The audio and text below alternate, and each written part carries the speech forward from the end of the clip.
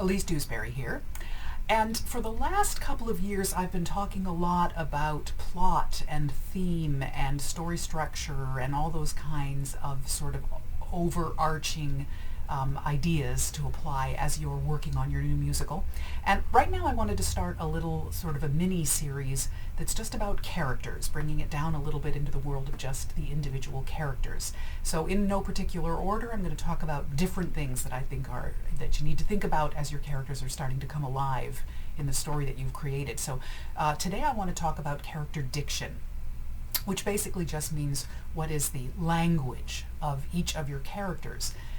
One of the things that you can do to make sure that your characters sound like real people and aren't simply tools to accomplish your plot is to make sure that they talk like real people. Real people talk in very different ways depending on where they're from, how old they are, how educated they are, what their cultural background is, what their sense of humor is, who they're talking to.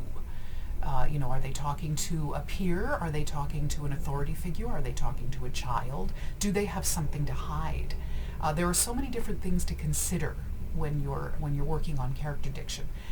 But one of the things that I often recommend is that you pick a character and take a pass through your dialogue, looking at only the lines spoken by that character, and try to think, is this the way this character would say this thing in this moment? Are these the words they would use? They may be accomplishing what you want them to do in the moment of the scene, but are they accomplishing it using the words that this character would, that distinguish this character from any other character in your piece or anywhere?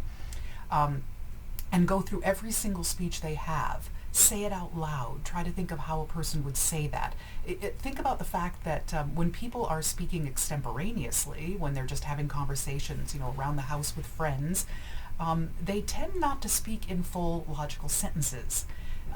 They start in the middle of things. They use imperatives a lot. They use shortcuts. They use common language that would be commonly understood by the person they're speaking to, but not necessarily to an outsider. Those are the things that are going to make them sound like real people.